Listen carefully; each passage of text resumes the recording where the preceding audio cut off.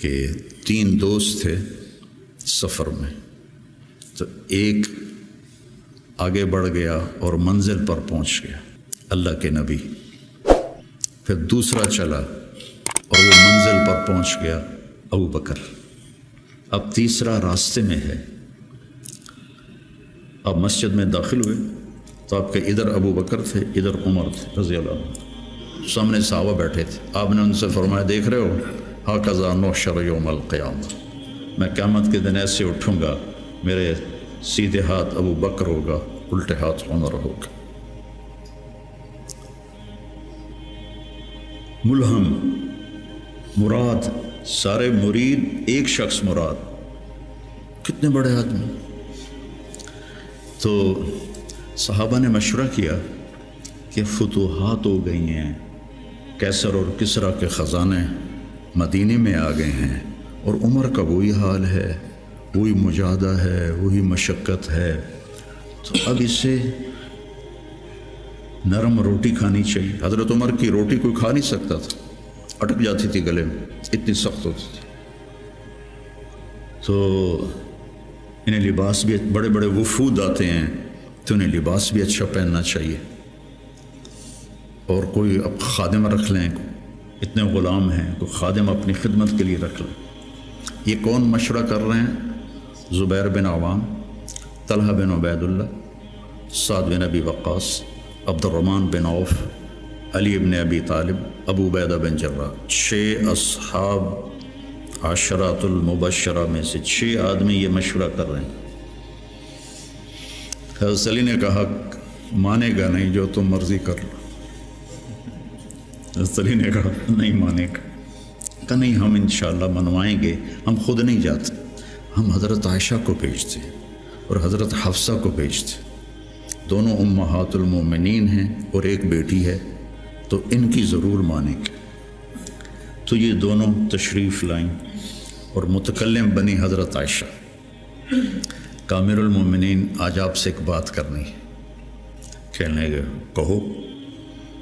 کہنے لگے، اللہ کے رسول کے دور میں نہ دنیا آئی، نہ اللہ کے نبی نے دنیا کا ارادہ کیا، تو وہ مشقت میں گزر گئے۔ میرے باپ ابو بکر کے دور میں دنیا کی فتوحات نہ آئیں، نہ انہوں نے ارادہ کیا، وہ بھی گزر گئے۔ اب اللہ نے آپ کے لیے دنیا مسخر کر دی ہے، اور لہر بہر ہے، اور آپ کا وہی حال ہے۔ آپ کچھ نرمی کریں۔ وہ جو پچھلی باتیں انہوں نے کہیں، غلام رکھیں، اچھے کپڑے پہنیں، بڑے بڑے وفد آتے ہیں، نرم کھانا کھائیں، نرم بستر استعمال کریں۔ اور عمر کا رنگ بدلنا شروع ہو گیا۔ تو حضرت حفصہ دیکھ رہی تھے، بے ابا گیا چھت نال، تو جب حضرت عائشہ خاموش ہوئی تو کہنے لگے، یہ بتاؤ تمہیں یہ کس نے بھیجا ہے؟ تو کہنے لگی، پہلے کوئی ہاں نہ کرو تو پھر ہم بتائیں گے۔ کہنے لگے، اگر مجھے پتہ چل جائے نا کہ تمہیں کس نے بھیجا تو میں مار مار مار کے ان کے چہرے لہو لہان کر دوں۔ پھر فرمانے لگے، حفصہ تو گھر والی ہے نا، یہ بتا، کبھی اللہ کے نبی نے 2 ٹائم کھانا کھایا؟ زندگی میں کبھی 2 وقت کھانا کھایا؟ وہ کہنے لگی نہیں۔ فرمانے لگے، صبح کھاتے تھے تو شام نہیں کھاتے تھے، شام کو کھاتے تھے تو صبح نہیں کھاتے تھے۔ جی اللہم نعم۔ ایک دفعہ تو نے ایک چھوٹے سے میز پر کھانا رکھ کے دیا تھا، تمہیں یاد ہے؟ تو اللہ کے نبی نے اٹھا کے زمین پہ رکھ لیا تھا اور کہا تھا، آکل کما یاکل العبد۔ کہ جی اللہم نعم۔ تمہیں یاد ہے اللہ کے نبی کا ایک ہی جوڑا ہوتا تھا اور اسے وہ خود دھوتے تھے، اور بعض اوقات وہ خشک نہیں ہوتا تھا اور بلال آ جاتے، یا رسول اللہ الصلاۃ، تو آپ کہتے ابھی میرے کپڑے خشک نہیں ہوئے، یہاں تک کہ نماز تاخیر ہو جاتی تھی اور آپ وہ خشک ہو کر اس کو پہن کے جا کے نماز پڑھاتے تھے۔ اور یہ بھی تمہیں یاد ہو، کہنے لگی اللہم نعم، کہ یہ بھی تمہیں یاد ہوگا کہ ایک دن وہ جوڑا بھی نہیں تھا تو آپ نے پڑوسن سے چادر مانگی تھی جس کو لپیٹ کر جا کے نماز پڑھائی تھی، یاد ہے؟ کہنے لگی اللہم نعم۔ کہا نبی کا بستر کیسا تھا تیرے گھر میں؟ کہا ایک ٹاٹ تھا، اس کو میں دوہرا کر کے بچھا دیتی تھی رات کو۔ تو حضرت عمر کہنے لگے ایک رات تو نے اس کی 4 تہیں لگا دی، تو صبح اللہ کے نبی نے کہا حفصہ میرا بستر تبدیل کر دیا ہے؟ کہ نہیں یا رسول اللہ وہی ہے، بس 2 کی 4 تہ لگا دی۔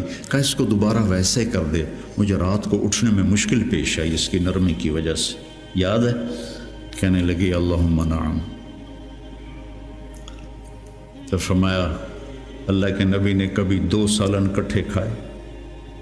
اللہ کے نبی نے کبھی 2 سالن کٹھے کھائے؟ کہنے لگی نہیں، کوئی نہیں کھائے۔ تو حضرت عمر رونے لگے، فرمایا کہ جنہوں نے تمہیں بھیجا ہے نا انہیں جا کر کہو کہ 3 دوست تھے سفر میں، تو ایک آگے بڑھ گیا اور منزل پر پہنچ گیا اللہ کے نبی، پھر دوسرا چلا اور وہ منزل پر پہنچ گیا ابو بکر، اب تیسرا راستے میں ہے، ان کے راستے پر رہے گا تو پہنچے گا ورنہ بھٹک جائے گا۔ والذی نفسی بیدہ، اس رب کی قسم جس کے قبضے میں میری جان ہے، میں اپنے آپ کو اسی حال پہ رکھوں گا حتی تلحق روحی باللہ، یہاں تک کہ میں اپنے رب کے ساتھ جا کے مل جاؤں۔ جن کو اپنی ذات کی طرف نبی کی محنت متوجہ کرتی، تحریکیں اوروں کی طرف متوجہ کرتی، اور انبیاء کی محنت یا قوم اعبدوا اللہ ما لکم من الہ غیر، یا قوم انی لکم نذیر مبین ان اعبدوا اللہ واتقوہ واطیعون انی لکم نذیر مبین انی لکم ناصح امین۔ اور جب خنجر لگ گیا اور پتہ چل گیا کہ بچنا ممکن نہیں ہے، تو اپنے بیٹے کو بلایا عبداللہ بن عمر، فرمانے لگے جاؤ عائشہ کے پاس اور ان سے کہو کہ عمر اپنے ساتھیوں کے ساتھ دفن کی اجازت چاہتا ہے، اور امیر المومنین نہ کہنا، عمر کہنا، چونکہ اب میں امیر المومنین نہیں ہوں۔ اگر وہ اجازت دیں تو مجھے وہاں دفن کر دینا، ورنہ مجھے عام قبرستان میں لے جا۔ عبداللہ بن عمر رضی اللہ تعالیٰ عنہ تشریف لے گئے، تو عائشہ رضی اللہ عنہ بیٹھی رو رہی تھی، تو انہوں نے عرض کی اماں جان میرا باپ عمر بن خطاب اپنے ساتھیوں کا قرب چاہتا ہے۔ تو حضرت عائشہ رضی اللہ عنہ نے روتے ہوئے کہا یہ جگہ تو میں نے اپنے لیے رکھی تھی، لیکن اگر عمر طلبگار ہے تو مرحبا بعمر۔ واپس آئے، کہا ابا جان ابشر قد اذنت، اجازت ہو گئی۔ کہ بیٹا ممکن ہے میرے شرم میں کہا ہو، جب میں مر جاؤں نا پھر دوبارہ میرا جنازہ لے جانا اور باہر رکھ دینا، اور پھر ایک دفعہ دوبارہ پوچھنا، اگر اس وقت اجازت ملے پھر مجھے اندر لے جانا۔ اس میں حضرت علی آئے تو بڑے گھبرائے ہوئے تھے، تو حضرت علی نے پوچھا اتخاف من الموت؟ کہا نہیں، الذی بعد الموت، الذی بعد الموت۔ جس ہستی نے 22 لاکھ مربع میل میں اسلام پھیلایا، تو کہنے لگے ڈرو نہیں، میں نے کئی دفعہ سنا کہ اللہ کے نبی نے کہا خرج تو انا و ابو بکر و عمر، دخل تو انا و ابو بکر و عمر، جی تو انا و ابو بکر و عمر، و سیدہ کہول اہل الجنہ ابو بکر و عمر۔ کہ میں نے کئی دفعہ سنا، حضرت حسن بھی ساتھ، تو کہنے لگے قیامت کے دن گواہی دو گے میری؟ کہ میں بھی دوں گا، حسن بھی دے گا، میں بھی دوں گا، حسن بھی دے گا۔ تو حضرت علی چلے گئے، تو موت کی آہٹ محسوس کی، تو عبداللہ بن عمر نے گود میں سر رکھا ہوا تھا، کہنے لگے عبداللہ میرا سر زمین پر ڈال دے۔ انہوں نے پنڈلی پہ رکھ لیا، وے حق، سنتے نہیں ہو میں نے کیا کہا، مجھے زمین پہ ڈال دے۔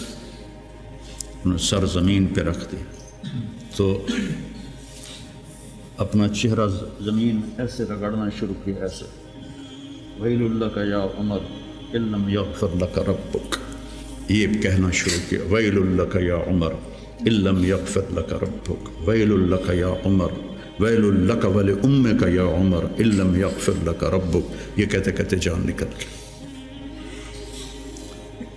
اور لوگ اکٹھے ہوئے تو حضرت عبداللہ ابن عباس کہتے ہیں کہ کسی نے میرے کندھے پہ ہاتھ رکھا تو میں نے موڑ کے دیکھا تو علی تھے، رو رہے تھے، کہہ رہے تھے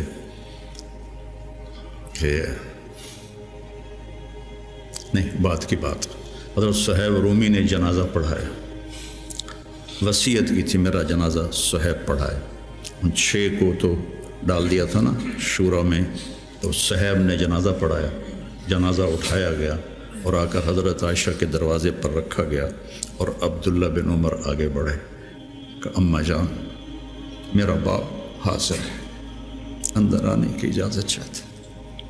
تو عائشہ رضی اللہ عنہا نے اپنی چادر اٹھائی اور اپنے آپ کو ڈھانپا اور باہر نکل گئی، مرحبا بعمر۔ تو جب آپ کی تدفین ہو رہی تھی تو عبداللہ بن عباس نے کہا کہ میرے کندھے پر کسی نے ہاتھ مارا، تو میں نے دیکھا تو علی رضی اللہ عنہ رو رہے تھے، کہہ رہے تھے عمر مجھے پتا تھا تیرے سوا یہاں اور کوئی نہیں آ سکتا، تیرے سوا یہاں اور کوئی نہیں آ سکتا، مجھے پتا تھا تو یہیں آئے گا۔ علم کا یہ منتہا ہے، اس کو اگر ہم اپنے آپ ذات کو بیچ میں سے نکال دیں گے تو ہم گرنا شروع ہو جائیں گے۔ تجھے کیوں فکر ہے اے گل دلے صد چاک بلبل، تو اپنے پیرہن کے چاک تو پہلے رفو کر لے۔ عائشہ رضی اللہ عنہ موت کی سکرات میں تھی تو عبداللہ ابن عباس رضی اللہ عنہ نے آنے کی اجازت چاہی، تو جنگ جمل کے بعد سے بول چال بند تھی، کیونکہ عبداللہ ابن عباس حضرت علی کی طرف سے لڑے تھے باقاعدہ، تو آپ کے پاس عبداللہ بن زبیر اور مسور بن مخرمہ رضی اللہ عنہ بیٹھے ہوئے تھے، تو حضرت عائشہ رضی اللہ عنہ خاموش ہو گئی، اتنا اثر تھا اس بات کا۔ تو ان کا حبر الامہ ہے اور ابن عم الرسول ہیں، اجازت دے دیں۔ تو حضرت عائشہ روئے جا رہی تھی اور ان کی بڑی چادر آنسوں سے بھیگ چکی تھی، ساری چادر۔ جب وہ آئے تو کہنے لگے اماں جان آپ کیوں رو رہی ہیں؟ آپ کے اور نبی کی ملاقات میں صرف اتنی دیر ہے کہ یہ جان نکلے اور آپ اللہ کے رسول کے پاس پہنچ جائیں۔ کہنے لگے عبداللہ مجھے دھوکہ نہ دے، کاش میری ماں نے مجھے جنا ہی نہ ہوتا، مجھے بہلاوا نہ دے، مجھے دھوکہ نہ دے۔ اور اللہ کے نبی نے کہا تھا یا عائشہ انہو لیہون علی الموت ان اریتک زوجتی فی الجنہ، عائشہ مجھے مرنا آسان ہو گیا ہے کہ مجھے پتہ چلا ہے تو جنت میں میری بیوی ہے۔ اور وہ رو رہی تھی۔ تو میرے عزیزو اپنی ذات کو نہ بھولو، اپنی ذات کو سامنے رکھو گے تو آپ ترقی کرو گے، اپنی ذات کو بھلا دو گے اور عیب پکڑتے پکڑتے، کمیاں پکڑتے پکڑتے آپ کو اپنا آپ بھول جائے گا۔